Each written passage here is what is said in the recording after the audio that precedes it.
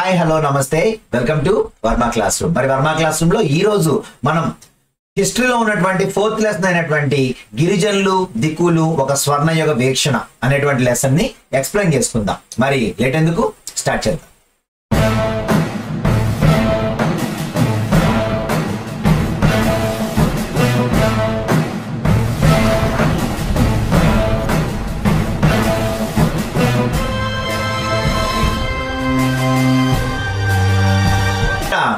గిరిజనులు దిక్కులు ఒక స్వర్ణయుగ వీక్షణ. దీంట్లో మనం చూసుకుంటే 1895వ సంవత్సరంలో బిర్సా అనే వ్యక్తి జార్ఖండ్ లో ఉన్నటువంటి చోటా నాగ్పూర్ ప్రాంతంలో అడవులు గ్రామాల్లో సంచరిస్తూ ఉండేవాడట.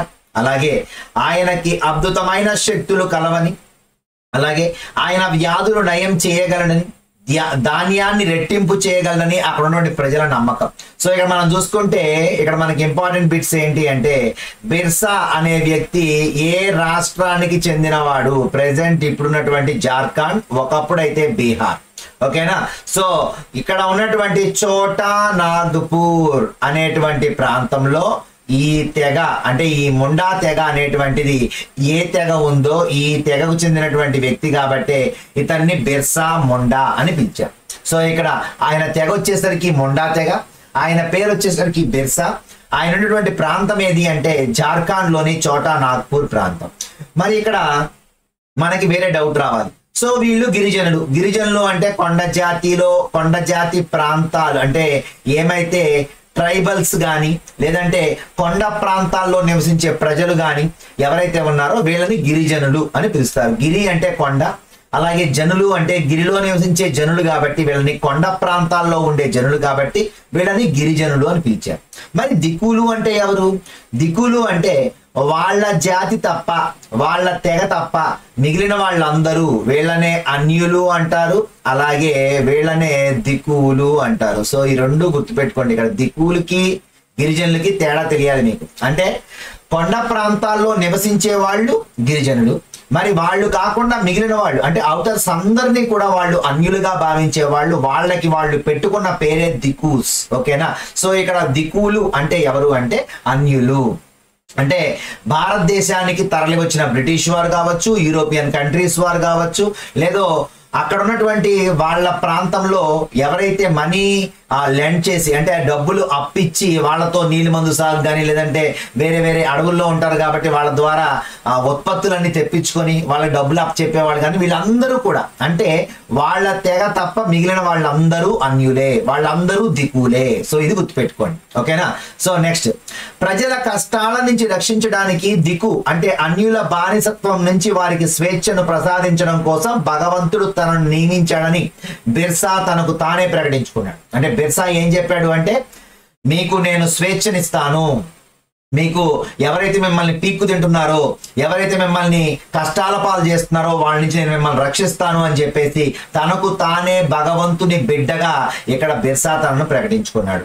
అనతి కాలంలోనే అతన్ని భగవంతుడుగా నమ్మి అతను తమ సమస్యలు తెచ్చడానికి వచ్చినటువంటి వ్యక్తిగా భావించి వేలాది మంది ప్రజలు అతనికి అనుచరులుగా మారారు. సో ఈ చిన్న విషయం ఇక్కడ ఇచ్చాడు మనకి ఫస్ట్. సో అంటే మనకి అసలు గిరిజనులు ఎలా బాధలు అనుభవించారు ఆ ప్రాంతాల్లో అనేటువంటిదే ఈ స్టోరీ మొత్తం కూడా. ఓకేనా? సో ఈ స్టోరీ జాగ్రత్తగా వినండి. ఇక్కడ బిర్సా చోటా నాగ్పూర్ ప్రాంతంలో నివసించే ముండా అనే తెగలో జన్మించాడు. ఆల్రెడీ మీకు చెప్పాను. వాళ్లతో పాటు ఎవరున్నారు? అనుచరులుగా ఆ ప్రాంతంలో నివసించే సంతాలీస్, వీళ్ళొక సంతాలీలు అనేటువంటి వాళ్ళు ఆ ప్రాంతంలో ఉండే ఒక తెగ. అలాగే ఓరన్స్ అనేవాళ్ళు కూడా ఒక తెగ. వీళ్ళిద్దరూ ఎవరితో ఉండేవాళ్ళు? ఈ గిరిజనులు ఎవరైతే ముండా తెగ ఉందో వీళ్ళతో పాటు ఉండేటువంటి తెగలు. ఇవి కూడా వేరే తెగలు అనమాట. సంతాలి ఒక తెగ, ఓరన్స్ ఒక తెగ, ముండా ఒక తెగ. సో ఈ 3 తెగలు మీరు గుర్తుపెట్టుకోండి. ఓకేనా? సో నెక్స్ట్ చూసుకుంటే ఇక్కడ ఇవన్నీ మీకు అవసరం లేదు, ఇక్కడ ఇందులో ఏం బిట్స్ ఏం లేవు. కాకపోతే ఇక్కడ మీరు గుర్తుపెట్టుకోవాల్సింది ఏంటంటే ఒడిశా అంటే మనం ఇప్పుడు చెప్పుకుంది బీహార్ లో ఉన్న తెగలు కదా, మరి ఒడిశాలో కూడా ఒక తెగ ఉంది. ఆ తెగ పేరు ఏంటి అంటే ఒడిశాలో మనకి ఇక్కడ ఇచ్చినటువంటి తెగ పేరు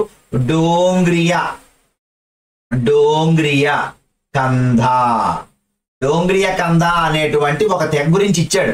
కానీ అసలు వీళ్ళని ఒరిజినల్ గా ఏమని పిలుస్తారంటే డోంగ్రీలు అని పిలుస్తారు. ఏమని పిలుస్తారండి వీళ్ళని? డోంగ్రీలు అని పిలుస్తారు. డోంగ్రీలు అన్నా డోంగ్రియా కంధ అన్నా ఒకటే. సో ఇక్కడ డోంగ్రీ అనేటువంటి వాళ్ళు ఆ తెగ వాళ్ళు ఎక్కడ నివసిస్తారు? ఒడిశా. ఓకేనా? సో ఈ రెండు మీరు గుర్తుపెట్టుకోవాల్సింది ఏంటి? ఒకటి బీహార్ లోని చోటా నాగ్పూర్ ప్రాంతం లేక ప్రస్తుత జార్ఖండ్ లోని చోటా నాగ్పూర్ ప్రాంతంలో ఉన్నటువంటి తెగలేంటి? ఒకటి ముండా తెగ, వారితో పాటు సంతాలులు, వారితో పాటు ఓరాన్స్ ఉన్నారు. మరి ఒడిశాలో ఉన్నటువంటి తెగ ఏంటి? ప్రజెంట్ వరకు వచ్చినటువంటి తెగల్లో మనకు వచ్చినటువంటి తెగ పేరు డోగ్రీ. సో దాన్ని పూర్వకాలంలో డోగ్రియా కంద అని పిలిచేవారు. సో ఈ రెండు బిట్లు మీరు గుర్తుపెట్టుకుంటే ఈ పేజీ నుంచి నెక్స్ట్ పేజ్కి వెళ్ళిపోదాం. గిరిజనులు ఎలా జీవించారు? గిరిజనులు ఎలా జీవించారు మీ అందరికీ తెలుసు. ఆల్రెడీ ఈశాన్య భారతదేశంలో సోషల్లో మనకి వ్యవసాయం పాఠంలో మనం చెప్పుకునేటప్పుడు ఈశాన్య భారతదేశంలో చేసే విస్థాపన వ్యవసాయాన్ని, గిరిజనులు చేసే వ్యవసాయాన్ని ఏమంటారండి? ఏమంటారు? జుమ్మింగ్ అంటారు. ఏంటండి? జుమ్మింగ్. ఓకేనా? దీన్నే జూమ్ వ్యవసాయము అని కూడా పిలుస్తారు. జుమ్మింగ్ అన్నా, జూమ్ వ్యవసాయం అన్నా, విస్థాపన వ్యవసాయం అన్నా ఒకటే. ఇంకొకటి పేరు కూడా ఉంది, దీన్ని చెప్పాను ఆల్రెడీ అప్పుడు. Slash and burn. బూడిదగా చేసేసి అక్కడ ఆ బూడిదలో పొటాషియం ఉంటుంది కాబట్టి ఆ బూడిద కింద అక్కడ ఉన్నటువంటి ఆ ప్రాంతం మొత్తం కాల్చేసి అక్కడ వాళ్ళు దుంపలు కానీ అలాంటివి పండించుకొని ఆ ప్రాంతంలో సారం అయిపోయిన తర్వాత ఆ ప్రదేశాన్ని వదిలేసి అక్కడ కొన్ని మొక్కలు నాటేసి వేరే ప్రదేశానికి వెళ్ళిపోతూ ఉంటారు. దీన్నే ఇక్కడ మనం విస్థాపన వ్యవసాయం అని చెప్పుకున్నాం ఆల్రెడీ వ్యవసాయంలో. ఓకేనా? సో ఇక్కడ దీన్నే జూమ్ లేక జుమ్మింగ్ అంటారు. దీన్నే స్లాష్ లేక బర్న్ వ్యవసాయం అని కూడా పిలుస్తారు. సో ఇక్కడ మనం చూసుకుంటే జూమ్ సాగును అంటే విస్థాపన వ్యవసాయ పద్ధతిని వాళ్ళు అనుసరించారు. ఏం చేశారు? భూమిని చేరడానికి వీలుగా చెట్ల పైభాగాలను కొట్టేసి వృక్షాలను కాల్చి భూమిని అంటే ఈ నేలను వ్యవసాయానికి అనుకూలంగా మారుస్తారు. వృక్షాలను కాల్చడం ద్వారా వచ్చిన బూడిద నేలంతా జల్లుతారు. బూడిదలో ఉన్నటువంటి పొటాష్ నేలను సారవంతం చేయడానికి తోడ్పడుతుంది. అలాగే భూమిలో విత్తనాలు వెదజల్లేవారు. భూమిని దున్నేసి ఆ తర్వాత విత్తనానికి బదులుగా విత్తనాలను చెల్లాచెదురుగా నేల మీద వేసేవారు. ఒకసారి పంట సిద్ధమైన తర్వాత దాన్ని కోత కోసిన తర్వాత వేరే వ్యవసాయ క్షేత్రానికి వెళ్ళేవారు. సో ఇక్కడ మనం చూసుకుంటే మరి ఒకసారి సాగు చేసాక మళ్ళీ దాన్ని రావడానికి కొన్ని సంవత్సరాలు పట్టుద్ది. సో ఆ కొన్ని సంవత్సరాల పాటు ఆ భూమి ఎలా ఉంటుంది అంటే బీడు భూమిగా మారిపోయింది.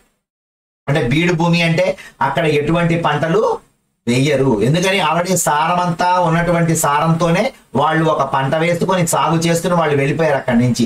మళ్ళీ అక్కడ సారం రావాలి, ఆ నేలంతా హ్యూమస్ ఏర్పడాలి అంటే కొన్ని సంవత్సరాలు పడుతుంది. కాబట్టి ఆ కొన్ని సంవత్సరాల పాటు దాన్ని బీడు భూమిగానే ఉండిపోతుంది. ఓకేనా?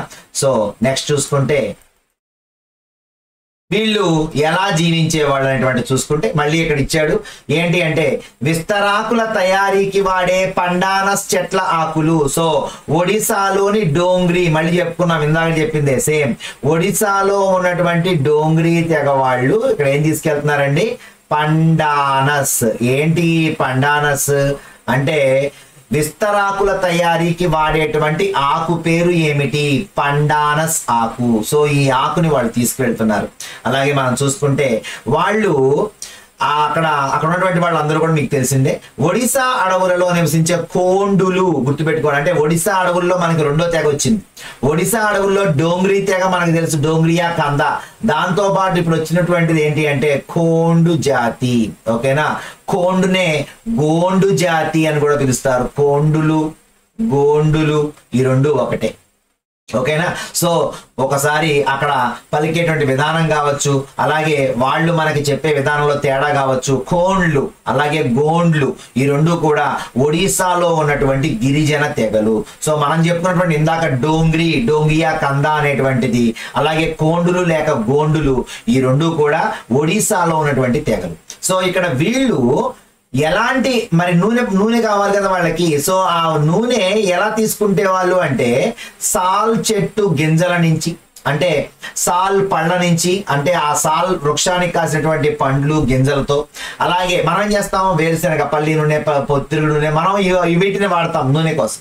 సో వీళ్ళు ఏం చేస్తారు అంటే సాల్ అండ్ మహువా వృక్షాల విత్తనాల నుంచి నూనెను తీసి ఆహారాన్ని వండుకుంటారు. సో నూనె కోసం మరి ఒడిశాలో ఉన్నటువంటి గిరిజన తెగలు ఏ విత్తనాలని వాడతారు అంటే సాల్ అండ్ మహువా, ఈ రెండు బాగా గుర్తుపెట్టుకోండి. ఓకేనా. ఇక తర్వాత మనం చూసుకుంటే మరి స్థానిక చేనేత చర్మ కార్మికులు బట్టలు తోలుకు అవసరమైన రంగులలో వాడే కుసుమ పలాస. ఈ పలాస ప్లాసీ యుద్ధం దగ్గర వచ్చింది మనకి.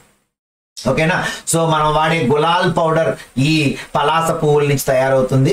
అలాగే మరి రంగు, ఏ రంగు కావాలన్నా సరే మనం ఇక్కడ వీళ్ళు అంటే ఈ గిరిజన ప్రజలు ఏం చేస్తారు అంటే కుసుమ, ఓకేనా, ఏంటి గుర్తుపెట్టుకోండి, కుసుమ అలాగే పలాస, ఈ రెండు పూల నుంచి వాళ్ళు రంగుల అద్దకానికి కావాల్సినటువంటి ఆ ఫ్లవర్స్ ని వీళ్ళు అడవి నుంచి సేకరిస్తారు. ఓకేనా, రైట్. ఈ బొమ్మ చాలా చాలా ఇంపార్టెంట్, ఎవరు పట్టించుకోరు ఈ బొమ్మని. సో ఇక్కడ మనం చూసుకుంటే ఇక్కడ ఏ ఏ రాష్ట్రాలలో ఎవరెవరు ఉన్నారు, మీరు ఒక మ్యాప్ దగ్గర పెట్టుకోండి. మీరు ఇండియన్ పొలిటికల్ మ్యాప్ ఒకటి దగ్గర పెట్టుకొని ఒక ఫిజికల్ మ్యాప్ ఒకటి దగ్గర పెట్టుకొని ఏం చేస్తారు అంటే ఏ ప్రాంతంలో ఎవరెవరు ఉన్నారు, మహారాష్ట్రలో ఎవరు ఉన్నారు, అలాగే కర్ణాటకలో ఎవరైనా ఉన్నారా, లేదంటే కేరళలో ఉన్నటువంటి వాళ్ళు ఎవరు, ఆంధ్రప్రదేశ్లో ఉన్నటువంటి వాళ్ళు ఎవరు, అలాగే మనకి ఇక్కడ పైన ఒడిశాలో ఉన్నటువంటి వాళ్ళు ఎవరు, చూడండి ఎన్ని ఉన్నాయో ఇక్కడ. సో ఇవన్నీ అడగచ్చు రేపు బిట్టు పలానా. ఇక్కడ ఏమడుగుతాడు, పంజాబ్ లో ఉండేటువంటి వాళ్ళు ఎవరు, లేదంటే హిమాచల్ ప్రదేశ్ లో ఉండేటువంటి వాళ్ళు ఎవరు అడగచ్చు మిమ్మల్ని. రాజస్థాన్ లో చూడండి, రాజస్థాన్, గుజరాత్ ఈ ప్రాంతాల్లో కూడా మనకి ఇక్కడ ఎవరున్నారు మరి గిరిజన తెగలు ఉన్నాయి. ఈ తెగలన్నీ కూడా మీరు రాసి పెట్టుకోవాలి ఒక దగ్గర. ఓకేనా. సో నెక్స్ట్ ఇక్కడ చూసుకుంటే మధ్య భారతదేశంలో కనిపించే బైగాలు. ఓకేనా, గుర్తుపెట్టుకోండి అమ్మా. మధ్య భారతదేశము అంటే ఏంటి, మధ్యలో ఉండేటువంటి, తెలుసు మీ అందరికి ఏంటిది, ఎంపీ, మధ్యప్రదేశ్. ఈ అంటే వాడు ఏమని ఇచ్చాడు, మధ్య భారతదేశం అన్నాడు, కానీ మీరేం గుర్తుపెట్టుకోవాలి, మధ్య భారతదేశం అంటే మధ్యప్రదేశ్ లో ఎవరున్నారంటే బైగాలు ఉన్నారు, వీళ్ళతో పాటు బంజారాస్ ఉంటారు, వీళ్ళతో పాటు గోండులు ఉంటారు.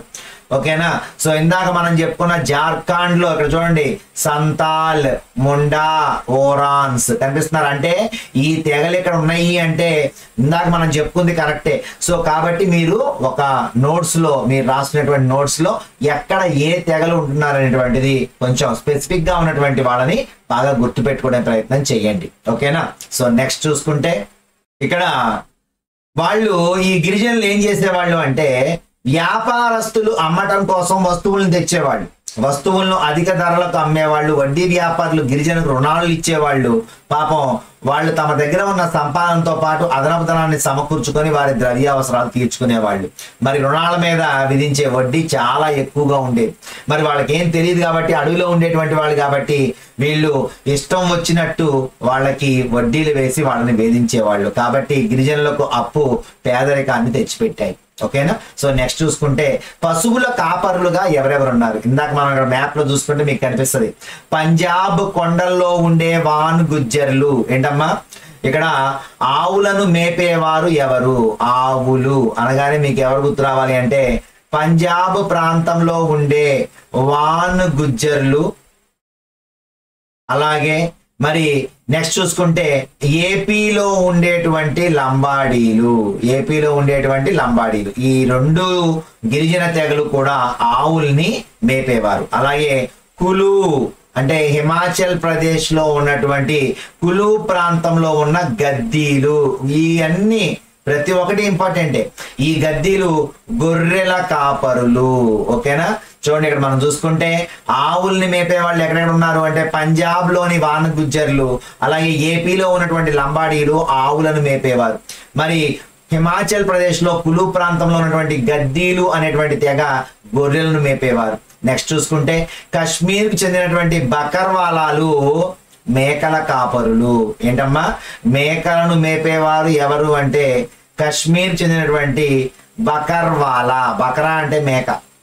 సో ఇక్కడ బకర్వాలా అంటే బకరావాలా అని అర్థం అనమాట. సో వీళ్ళు కాశ్మీర్ చెందినటువంటి వాళ్ళు. సో ఈ కాశ్మీర్ చెందినటువంటి వాళ్ళు బకర్వాలాలు, వీళ్ళు మేకలని మేపేవారు అనేటువంటి విషయాన్ని గుర్తుపెట్టుకోవాలి. ఓకేనా. సో మనకి ఇవే ఇక్కడ ఈ పేజ్ లో ఇంపార్టెంట్ బిట్స్. మరి నెక్స్ట్ చూసుకుందాం.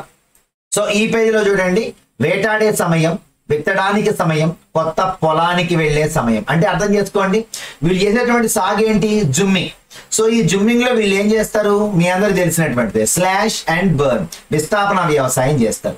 సో వీళ్ళు చేసినటువంటి వ్యవసాయం అంతా కూడా తెలుగు నెలలు మనకి ఎలా ఉన్నాయో గిరిజన తెగలో కూడా కొన్ని నెలల పేర్లు ఉన్నాయి. ఆ నెలల ప్రకారమే వీళ్ళు వ్యవసాయం చేస్తారు. సో ఇక్కడ మనకి బాగా గుర్తుపెట్టుకోవాల్సింది ఏంటి అంటే, ఇక్కడ బైగాలు కోండుల మధ్య గడిపినటువంటి వెరియర్ ఎల్విన్ అనేటువంటి బ్రిటిష్ మానవ శాస్త్రవేత్త ఏ సంవత్సరంలో 1930-40లో 1930 and 40 మధ్యలో ఈయన పేరు వచ్చేసరికి వెరియర్ ఎల్విన్. ఈయన బైగాలు కోండులతో బాగా కలిసిమెలిసి గడిపాడు. సో వీళ్ళతో గడిపినప్పుడు వీళ్ళ యొక్క ఆచారాలు ఎలా ఉన్నాయి, వీళ్ళు వ్యవసాయం ఎలా చేస్తున్నారు, వీళ్ళు వేటాడేటువంటి సమయం ఏంటి, విత్తడానికి ఉండేటువంటి సమయం ఏంటి అనేటువంటిది మొత్తం అక్కడ ఉండి ఆయన మొత్తం కూడా రికార్డ్ చేయడం జరిగింది. సో అదే ఇక్కడ మనకి చాలా ఇంపార్టెంట్ అనమాట. ఒకసారి గుర్తుపెట్టుకుంటే, చైత్ అంటే మన చైత్ర మాసంలో వాళ్ళు పంట దుబ్బులను తొలగించడానికి స్త్రీలు వెళ్ళేవాళ్ళు. అదే టైంలో పురుషులు ఏం చేసేవాళ్ళు, పెద్ద పెద్ద చెట్లను నరికేవారు. తెలుసా మీ అందరికీ? సంప్రదాయ వేటకు వెళ్ళేవాళ్ళు. అంటే ఏంటి, వీళ్ళు అంటే ఆ వృక్షాల యొక్క పైభాగాలు అంటే తీసేస్తే కానీ మన మధ్యలో కదలడానికి ఉండదు కాబట్టి వృక్షాల యొక్క పైభాగాన్ని కట్ చేయడానికి పురుషులు వెళ్ళేవాళ్ళు. అలాగే అప్పటికే కోసినటువంటి పంట దుబ్బులు ఏమైనా ఉన్నాయి అనుకోండి, అంటే కోసించేవాళ్ళు మగవాళ్ళు. సో ఆ దుబ్బులను తీసుకురావడానికి ఎవరు వెళ్ళేవాళ్ళు అంటే స్త్రీలు వెళ్ళేవాళ్ళు. సో ఇక్కడ ఇది ఏ నెలలో జరుగుద్ది, చైత్రంలో జరుగుద్ది. దాన్ని వాళ్ళ భాషలో చైత్, ఏంటంటే వాళ్ళ భాషలో చైత్. గుర్తుపెట్టుకోవాలి ఇవన్నీ కూడా. చైత్లో వీళ్ళు ఎక్కడికి వెళ్ళారు అంటే పంట దుబ్బులను తొలగించడానికి స్త్రీలు వెళ్ళేవాళ్ళు, అలాగే చెట్లు కొట్టేయడానికి పురుషులు వెళ్ళేవాళ్ళు. మరి ఏ రోజు నుంచి వేట మొదలు పెడతారు మగవాళ్ళు అంటే పౌర్ణమి రోజు. అన్ని మంచి రోజులు అన్నమాట. పౌర్ణమి రోజు ఎక్కడి నుంచి వెళ్తారు వేటకు కూడా, తూర్పు నుంచే వెళ్తారు వేటకి. అంటే అప్పట్లో కూడా వాళ్ళకు కూడా శకునాలు ఉన్నాయి అన్నమాట, తూర్పు వైపే వెళ్ళడం. అలాగే పౌర్ణమి రోజు అంటే నిండు చంద్రుడు వచ్చిన రోజు మరి వాళ్ళు వేట స్టార్ట్ చేయడం, ఇలాంటివన్నీ కూడా కొన్ని ఆచారాలు వాళ్ళ దగ్గర. అలాగే వెదురుతో చేసినటువంటి గుచ్చులు వేటకు ఉపయోగించేవాళ్ళు. స్త్రీలు సాగో, చింత లాంటి పండ్లు అలాగే పొట్టగొడుగులను సేకరించేవారు. ఇవన్నీ అవసరం.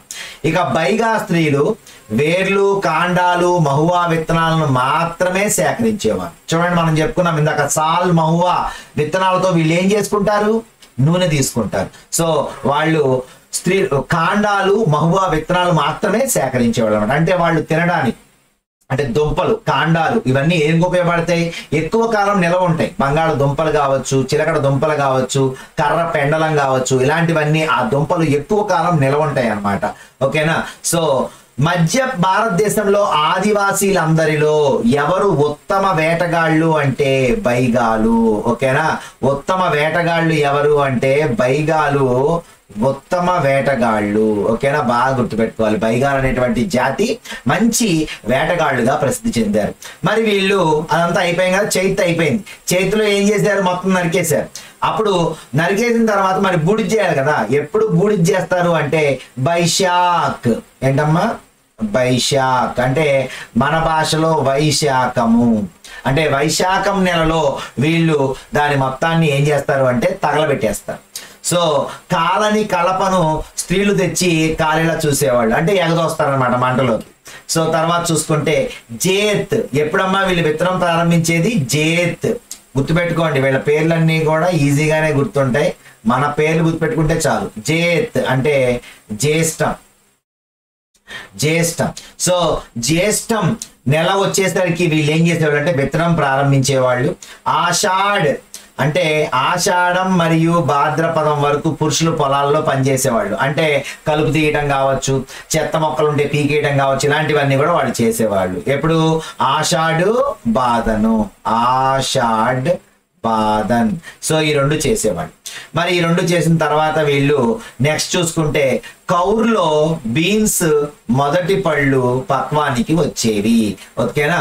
సో నెక్స్ట్ చూసుకుంటే కార్తీక్ లో కుత్కి పక్వానికి వచ్చేవి. చూడండి ఇచ్చాడు ఇక్కడ బీన్స్ మొదటి పండ్లు పక్వానికి వచ్చేవి, అలాగే కార్తీకంలోనేమో కుత్కి పక్వానికి వచ్చేది. సో ఈ రెండు కూడా అంటే కౌర్ ఒక నెలలోనేమో బీన్స్ మొదటి పండ్లు పక్వానికి వస్తే కార్తీక మాసంలో కుత్కి పక్వానికి వచ్చేది. ఆ తర్వాత ఆగాన్ మార్గశిర మాసంలో ప్రతి పంట కోతకు సిద్ధమైపోయేది. పుష్య మాసంలో తూర్పారబట్టడం అంటే ఏంటి, వాళ్ళు ఏమైతే తెచ్చుకున్నారో దాంట్లో గడ్డి కానీ దూగర కానీ ఇలాంటిది ఏమైనా చెత్తుంటే తూర్పారబట్టేవాళ్ళు.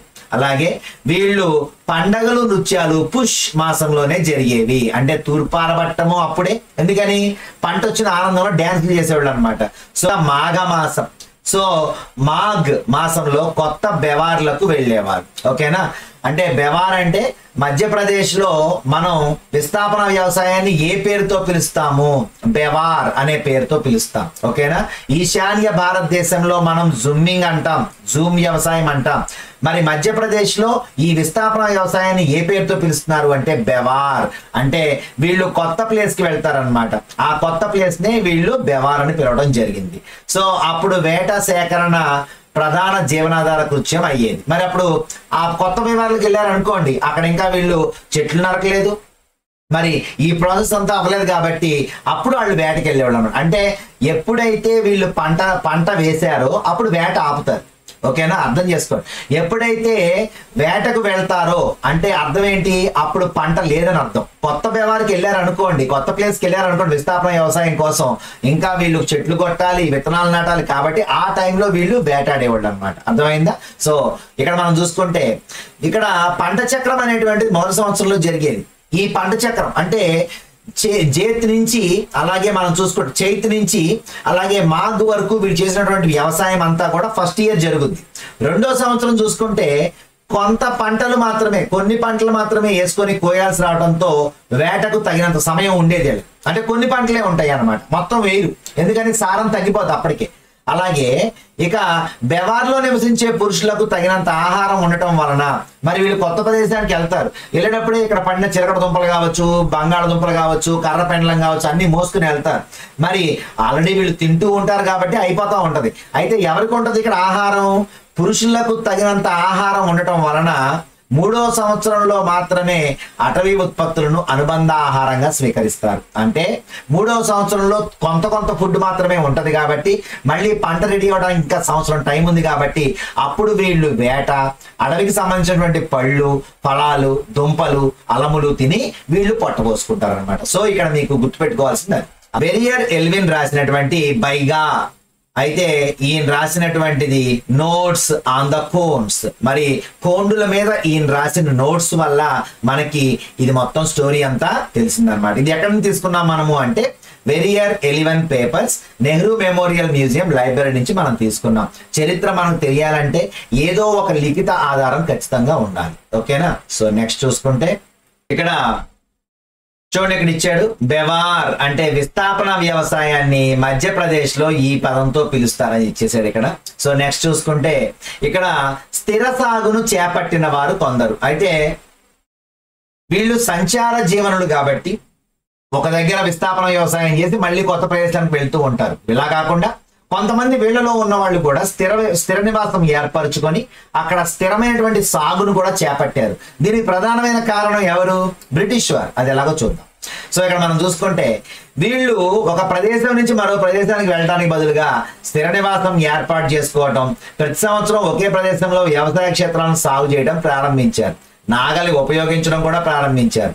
అలాగే వీళ్ళు భూమి మీద హక్కులు పొందారు. చోటా నాగ్పూర్ లో ముండాల మరే భూమి తెగ మొత్తానికి చెందిందంట. అంటే ఏంటి, చోటా నాగ్పూర్ లో ఉన్నటువంటి ముండాలకి ఇది నా భూమి, ఇది నువ్వు భూమి అని కాదు, తెగ మొత్తానికి సంబంధించిన భూమిగా, అంటే ఉమ్మడి ఆస్తిగా ఉండేదన్నమాట భూమి అనేటువంటిది. సో కాబట్టి ఇక్కడ భూభాగాన్ని మొదటగా ఏర్పరిచిన మూలవాసులకు వారసులుగా భావించేవారు కాబట్టి భూమి మీద వీళ్ళందరికీ హక్కు ఉండేది. మరి ఈ తెగలో మిగతా వారి కంటే ఎక్కువ అధికారం పొందగా ఇంకొందరు నాయకులుగా మారారు. అలాగే వేటాడి సేకరణ చేసేవారు విస్థాపన సాగుదారుల కంటే స్థిర జీవనాన్ని కలిగినటువంటి గోండులు, సంతాల వంటి తెగల సమూహాలను నాగరికులుగా బ్రిటిష్ అధికారులు భావించారు. చూడండి, అంటే స్థిర నివాసం ఎవరైతే ఏర్పరచుకొని స్థిర సాగు చేస్తున్నారో వాళ్ళని నాగరికులుగా భావించారు. ఎవరు? బ్రిటిష్ వాళ్ళు. ఎందుకని? చూడండి, అది ముందు నెక్స్ట్ వస్తుంది. ఇక్కడ మనం చూసుకుంటే అంటే గోండులు, సంతాలులు వంటి తెగల సమూహాలు మరింత నాగరికులుగా, అంటే వీళ్లలో ఈ రెండు జాతులని, గోండుల జాతిని, సంతాలుల జాతిని నాగరికత కలిగినటువంటి వాళ్ళుగా భావించారు. ఎందుకని? చూపిస్తాను, స్టోరీ తెలుసు చూడండి. ఎందుకని అంటే గిరిజన నాయకులు చాలా ప్రాంతాలలో ప్రముఖమైన వ్యక్తులుగా ఉండి కొంత ఆర్థికంగా బలమైనటువంటి వాళ్ళు. అయితే ఇక్కడ వీళ్ళు ఏం చేసేవాళ్ళు, వీళ్ళు ఎక్కడైతే పంటలు పండించుకుంటున్నారో ఆ భూభాగాల్ని పరిపాలించి నియంత్రించే హక్కు వాళ్ళకు ఉండే. సో కాబట్టి వీళ్ళకి కొన్ని సొంత రక్షక దళాలు కూడా ఉండేవి. అంటే వాళ్ళ భూమిలోకి ఇంకెవరైనా వస్తే వాళ్ళు ఊరుకునేవాళ్ళు కాదు. సో స్థానిక చట్టాలు, అటవీ నిర్వహణ చేసేవాళ్ళు. అడవిని మొత్తం సంరక్షించుకోవటం, ఈ అడవి మాది అనటం, స్థానికంగా కొన్ని చట్టాలు చేసుకోవటం, ఇవన్నీ కూడా వాళ్లే చేసుకునేవాళ్ళు. మరి బ్రిటిష్ వారి పరిపాలనలో తెగల నాయకులు, విధులు, అధికారాలు చాలా వరకు మార్పు చెందాయి. బ్రిటిష్ వాడు ఎప్పుడైతే వచ్చాడో మామూలు మైదాన ప్రాంతం, పీఠభూమి ప్రాంతమే కాదు, కొండ ప్రాంతాలను కూడా వదల బ్రిటిష్ అధికారులు. సో ఏం చేశారు వీళ్ళు? భూమిని కౌలుకి ఇవ్వడానికి అనుమతించారు. ఏం చేశారు? గ్రామ సముదాయాల్లో భూమిపై వారికి ఉండే హక్కులను కొనసాగించి కౌలుకి ఇవ్వడానికి అనుమతించారు. అక్కడ కూడా కౌలుకి ఇవ్వడం మొదలెట్టారు. ఇందా చెప్పుకున్నాం మనం పాత లెసన్లో, ఏది? నీలిమందు సాగులో. సో ఇక్కడ తెగల అధినాయకులు చాలా వరకు తమ పరిపాలనాధికారాన్ని పోగొట్టుకున్నారు.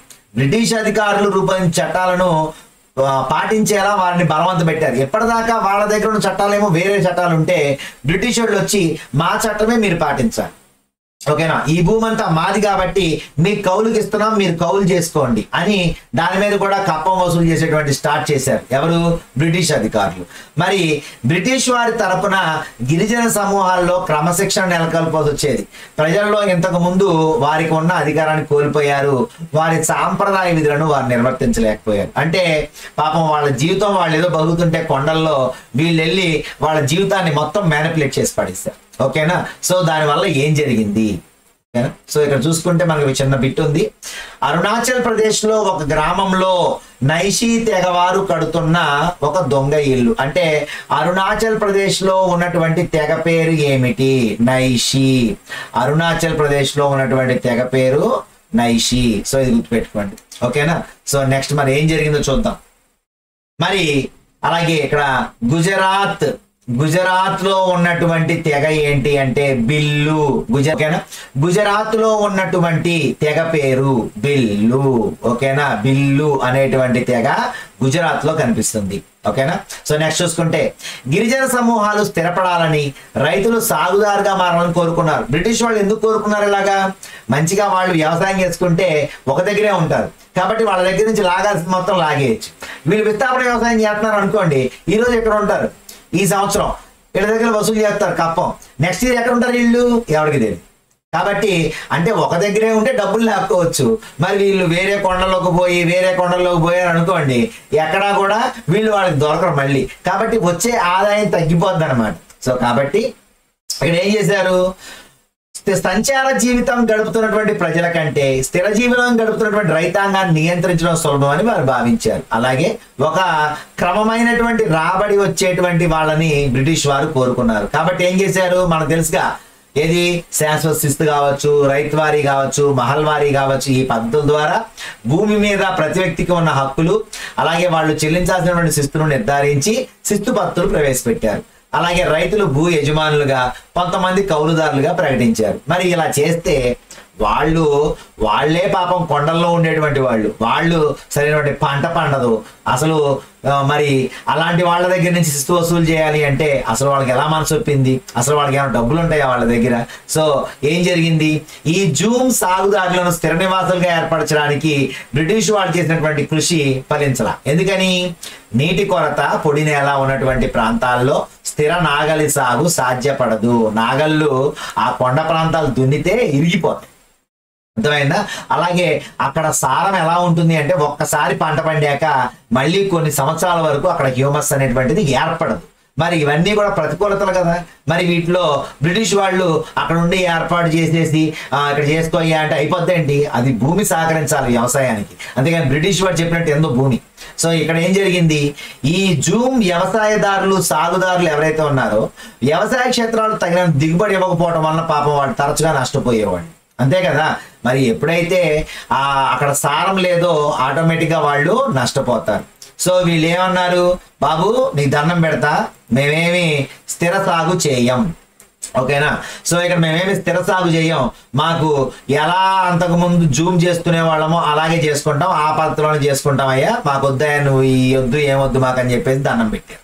సో చివరికి ఏం చేశారు, సరే అయ్యా చేసుకోండి, ఒక దగ్గర ఉంటే మీకు అసలు ఏం గిట్టుబాటు అవ్వట్లేదు కదా, మీరు మమ్మల్ని కొట్టినా కొడతారు, ఎందుకు వచ్చిందిలే అని చెప్పేసి వాళ్ళని వదిలేయడం జరిగింది అనమాట. సో ఇది ఇక్కడ జరిగినటువంటి వర్క్. సో నెక్స్ట్ చూద్దాం.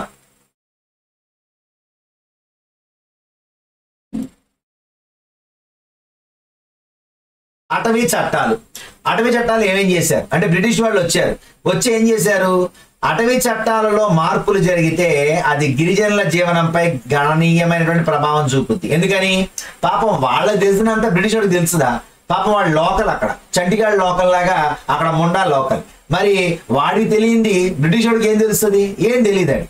సో ఇక్కడ వాడు ఏం చేశాడు అంటే, బ్రిటిష్ వారు అన్ని రకాల అడవుల మీద నియంత్రణ నెలకొల్పి అడవులు ప్రభుత్వ ఆస్తిగా ప్రకటించాడు. అరే అడవులు ప్రభుత్వ ఆస్తి, మీరు ఉన్నారు కాబట్టి మీరు మాకు శిస్తు చెల్లించాలని మొదలుపెట్టాడు. మళ్ళీ కొత్త వ్యాపారం మొదలు పెడితే బ్రిటిష్ వారికి అవసరమైన కలపను ఇచ్చేటువంటి కొన్ని రకాల అడవులను రక్షిత అడవులుగా వర్గీకరించి స్వేచ్ఛగా సంచరించడానికి, విస్థాపన వ్యవసాయం చేయడానికి, పండ్లు సేకరించుకోవడానికి, జంతువులు వేయడానికి అనుమతి ఇవ్వలేదు.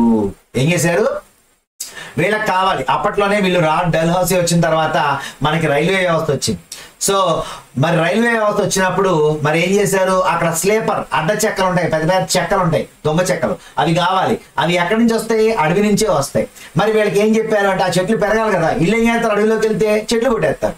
మరి అందుకని వీళ్ళు ఏం చేశారంటే, అరే అబ్బాయి మీరు అడవిలోకి వెళ్ళొద్దు, మీరు అడవుల్లోకి వెళ్ళడానికి వీలు లేదు, ఇవి రక్షిత అడవులు, ఇవి ప్రభుత్వ ఆస్తి, మీకు ఎటువంటి సంబంధం లేదు, మీరు ఇందులో వ్యవసాయం చేయడానికి వీలు లేదు అని చెప్పేసి అవి రక్షిత ప్రదేశాలుగా వీళ్ళందరూ వెళ్లకుండా అనుమతులు ఇవ్వకుండా చేశారు. మరి చేస్తే విషయం చూడండి ఇక్కడ ఏం జరిగింది. మరి ఆ సమస్య వచ్చింది వాళ్ళకి. ఏం సమస్య, అటవీ శాఖ వారు రైల్వే స్లీపర్ల కోసం చెట్లను నరకడానికి, దొంగలను తరలించాలంటే కూలీలు కావాలి. మరి ఆ కొండ ప్రాంతాల్లో కూలీలు ఎవడన్నా వస్తాడు, అసలు మామూలుగానే మనకి మామూలుగా ప్లేన్స్ అండ్ ప్లాట్యూస్ లోనే ఎవడో రాడు, అలాంటిది మరి కొండ ప్రాంతాల్లో కూలీలు రమ్మంటే ఎవడన్నా వస్తాడా, రాడు కదా. అయితే వీళ్ళు ఏం చేశారు, అప్పుడు మళ్ళీ వాళ్ళకి ఒక ఆలోచన వచ్చింది. ఏమని, బాబు అటవీ గ్రామాల్లో నివసించే వాళ్ళు అటవీ శాఖ కూలీలు అందిస్తామని, మీరు మా కూలీలను ఇవ్వాలి, అలాగే అడవులను సంరక్షిస్తామని ఒప్పుకోవాలి. అంటే మీ ఇష్టం వచ్చినట్టు మీరు చేసేయకూడదు, ఒక ప్రాంతం తీసుకొని అది అయ్యాక ఇంకో దగ్గరికి వెళ్ళాలి. అలా వెళ్ళేటట్టుగా అయితేనే మీకు చిన్న చిన్న భూక్షేత్రాలు ఇస్తాము, వాటిని సాగు చేసుకోవడానికి వారికి అనుమతి ఇవ్వాలని వారు నిర్ణయించారు. ఓకేనా, అంటే వాళ్ళు చెప్పిన ప్రదేశంలోనే వీళ్ళు సాగు చేయాలి.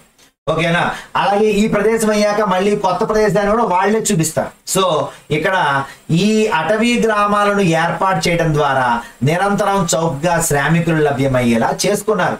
అంతా కూడా బ్రిటిష్ వాళ్ళకి పాజిటివ్ గానే, ఎటొచ్చినా మన దేశంలో ఉన్న వాళ్ళు నాశనం అయిపోయినా ఏం నష్టం లేదు, కానీ వాళ్ళకి మాత్రం మంచి జరగాలి, ఇది వాళ్ళ యొక్క అంతిమ ఉద్దేశం. సో ఇక్కడ ఆయనే మరి ఎవరు, వెరియర్ ఎల్విన్ వాళ్ళతో ఉన్నాడు కాబట్టి ఆయన ఏమని రాశాడో చూడండి. ఈ ఆంగ్లేయుల భూమిలో బ్రతకడం ఎంత కష్టమో, గ్రామంలో చూసుకుంటే భూస్వామి కూర్చున్నాడు, గుమ్మం దగ్గర కొత్తవాళ్ళు కూర్చున్నాడు, తోటలో పట్టవారి కూర్చున్నాడు, క్షేత్రంలో ప్రభుత్వం కూర్చుంది, ఈ ఆంగ్లేయుల భూమిలో బ్రతకడం ఎంత కష్టమో అని చెప్పేసి ఒక పాట కూడా రాయటం జరిగింది అనమాట. ఓకేనా, సో అంటే అన్ని కష్టాలు పడ్డారు బైగాస్. సో నెక్స్ట్ చూసుకుంటే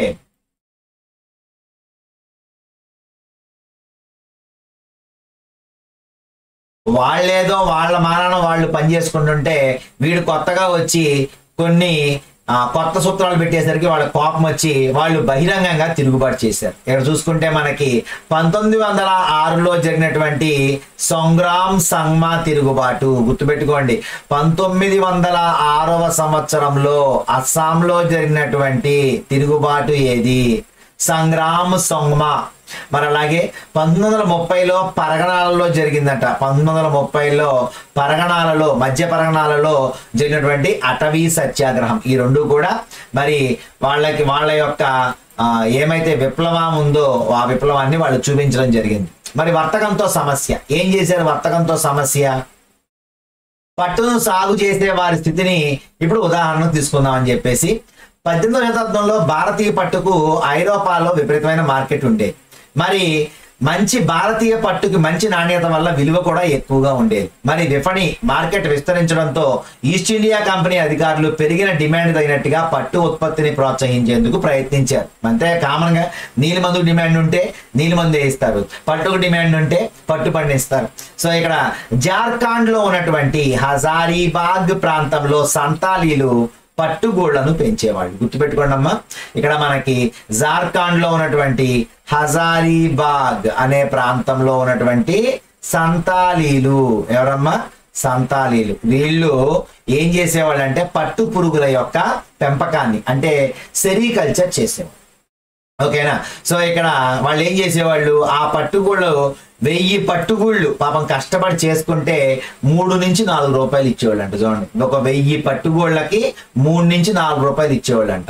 తర్వాత వీళ్ళు బర్ధవాన్ గయ్యకు ఎగుమతి చేసి ఏం చేసేవాళ్ళు, 5 రెట్లు ఎక్కువ అమ్మేవాళ్ళు. అంటే వ్యాపారంలో నష్టపోయేది ఎవడంటే కష్టపడి పండించినోడే. ఓకేనా? మధ్యలో ఉన్నటువంటి దళారీ వ్యవస్థ ఎప్పుడు కూడా లాభాన్ని పొందుతూనే ఉంటుంది. సో ఎప్పుడైతే ఇది వాళ్ళు పసిగట్టారో, ఈ పట్టు సాగే చేసేవాళ్ళటువంటి ఎవరైతే ఉన్నారో వీళ్ళు దీన్ని అర్థం చేసుకున్న తర్వాత వ్యాపారులను తమ ప్రధాన శత్రువులుగా భావించారు. ఎవడైతే వీడు మధ్యలో వచ్చి మన దగ్గర తక్కువ కొని వాడు లాభాన్ని పొందుతున్నాడని చెప్పేసి విషయం తెలిసిన తర్వాత వాళ్ళందరూ కూడా వీళ్ళని శత్రువులుగా భావించారు. ఓకేనా? సో ఏం జరిగిందో చూద్దాం నెక్స్ట్.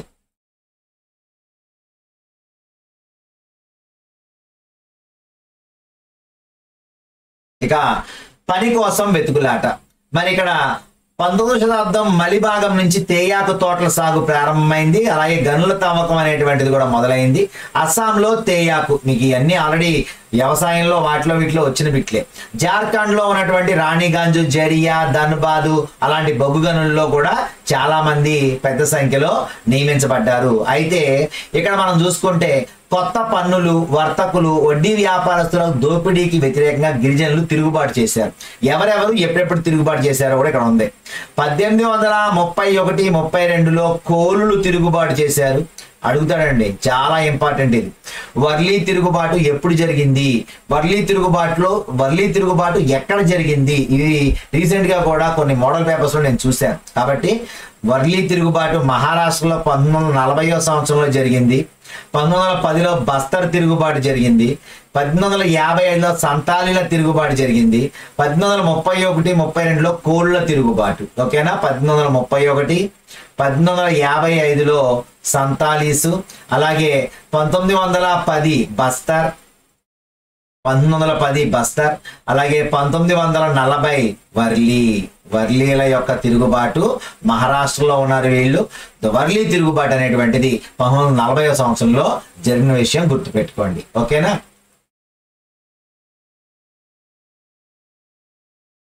ఇక మనం ఫస్ట్ చెప్పినటువంటి బిర్సా ముండా గురించి. ఈయన 1870వ సంవత్సరంలో బిర్సా జన్మించాడు. ఈయన అక్కడ ఒక పేద తండ్రి కొడుకుగా అతను బొహోండా అడవుల చుట్టూ గొర్రెలు మేపుతూ, అక్కడ అతను తిరిగినటువంటి అడవుల పేరేంటి, బొహోండా అడవుల చుట్టూ తిరిగాడు. అలాగే ఇతను యుక్త వయసులో బిర్సా గతంలో ముండాల తిరుగుబాట్ల గురించి కథలుగా విన్నాడు. ముండాలు ఎలా తిరుగుబాటు చేశారు, ఒకప్పుడు ఈ దిక్కులను, ఈ అన్యులను ఎలా తరిమి కొట్టారనేటువంటి విషయం ఈయన బాగా విన్నాడు. అయితే ఇక్కడ ముండా సమూహానికి సిర్దార్లు ప్రజలను తిరుగుబాటు చేయమని కోరడం చూశాడు.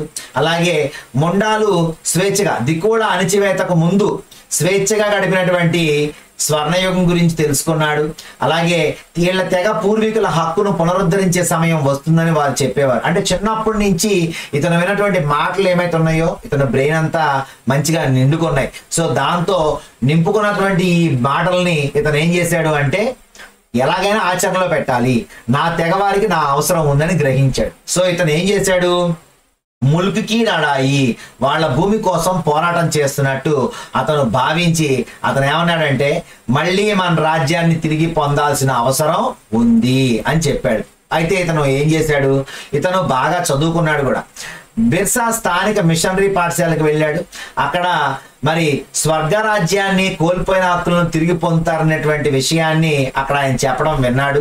చెడు పద్ధతులను వదిలి వారు మంచి క్రైస్తవులుగా మారినప్పుడు మాత్రమే ఇది సాధ్యపడుతుందని వాళ్ళు చెప్పేవాళ్ళు. గుర్తుపెట్టుకోండి, బ్రిటిష్ వారు భారతదేశానికి వచ్చినటువంటి 2 విషయాల్లో, ఒకటి ఫస్ట్ చేసినటువంటి పని వ్యాపారం, రెండవది వాళ్ళ మత వ్యాప్తి. సో ఇక్కడ ఈ 2 పనుల్లో వాళ్ళు సక్సెస్ అయ్యారు.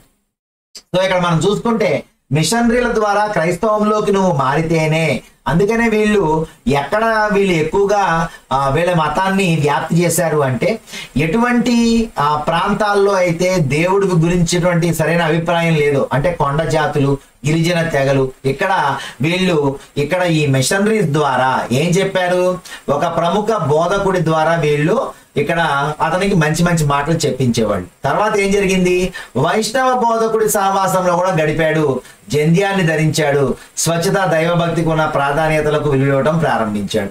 అయితే ఫస్ట్ ఏమో క్రైస్తవ మిషనరీలో చెప్పినటువంటి మాటలు విన్నాడు, తర్వాత ఒక వైష్ణవ బోధకుడి దగ్గర కొంతకాలం ఉన్నాడు, అలాగే జంధ్యాన్ని ధరించాడు, అలాగే అక్కడ కూడా దైవభక్తికి ఉన్నటువంటి ప్రాధాన్యత విలువ ఇవ్వడం ప్రారంభించాడు. కానీ కొంతకాలం తర్వాత రెండింటినీ వదిలేశాడు, అటు క్రైస్తవాన్ని వదిలేశాడు, ఇటు హిందుత్వాన్ని వదిలేశాడు, 2 వదిలేశాడు. వదిలేసి ఏం చేశాడు, ఇతను తనకి తారసపడిన ఆలోచనల ద్వారా ఎక్కువ ప్రభావితం అయ్యి మంచి మంచి మాటలు చెప్పాడు. మద్యపానం వదిలేయాలన్నాడు, అలాగే గ్రామాన్ని శుభ్రంగా ఉంచమని చెప్పాడు, మంత్ర విద్యలు చేతబడులు నమ్మడం మానేయమన్నాడు.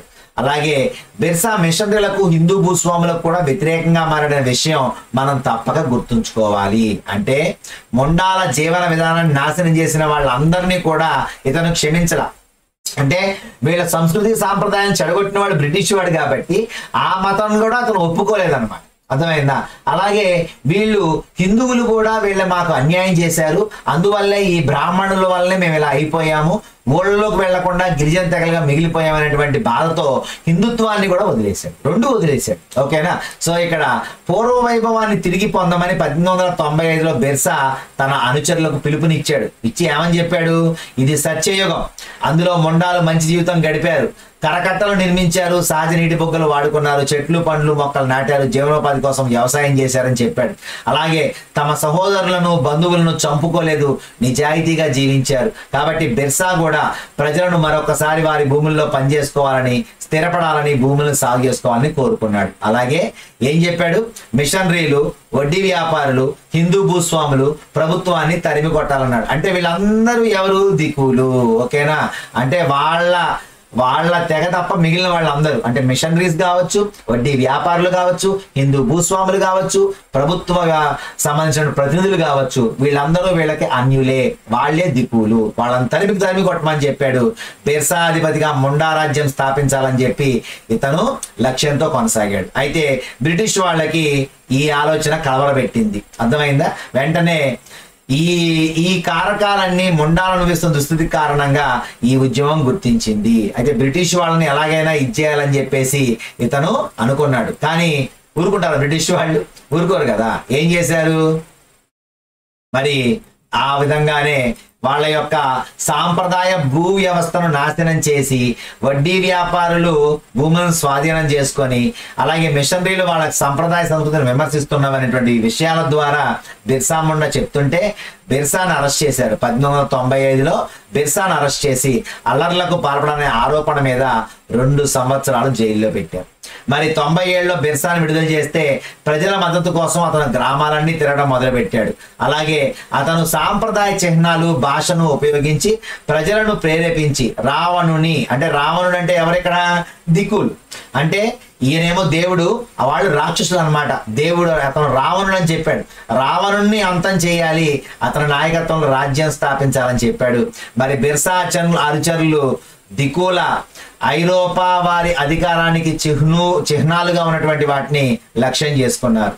అప్పుడు మరి అలా చెప్పగానే, నాయకత్వంలో రాజ్యాన్ని స్థాపించాలని చెప్పగానే బిర్సా అనుచరులు దిక్కుల, అంటే దిక్కు అంటే తెలుసుగా మీ అందరికి, ఇప్పుడు తెలిసిపోయింది. అలాగే ఐరోపా వారి అధికారానికి చిహ్నాలుగా ఉన్న వాటిని లక్ష్యంగా చేసుకొని రక్షక భట్ నిలయాల మీద, చర్చిల మీద దాడి చేసి జమీందార్ ఆస్తులను దోచుకున్నారు. బిర్సా రాజ్యానికి చిహ్నంగా వారు తెల్ల జెండాను ఎగరవేశారు. కానీ పాపం మంచి ఊపిలో ఉండగా 1900 సంవత్సరంలో పాపం బిర్సాను అరెస్ట్ చేసింది 95లో, విడుదలైంది 97లో. పాపం ఆ తర్వాత 3 సంవత్సరాలకే బిర్సా కలరా వ్యాధితో మరణించడంతో ఈ ఉద్యమం నీరుగారిపోయింది అనమాట. సో ఇది ఇక్కడ మనకి బిర్సా ముండా గురించి మనకి కొన్ని ఇంపార్టెంట్ విషయాలు. సో ఇది ఈ పాఠానికి సంబంధించినటువంటి ఇంపార్టెంట్ బిట్స్. లైక్ చేయండి, షేర్ చేయండి, సబ్స్క్రైబ్ చేయండి వర్మ క్లాస్ రూమ్ ని.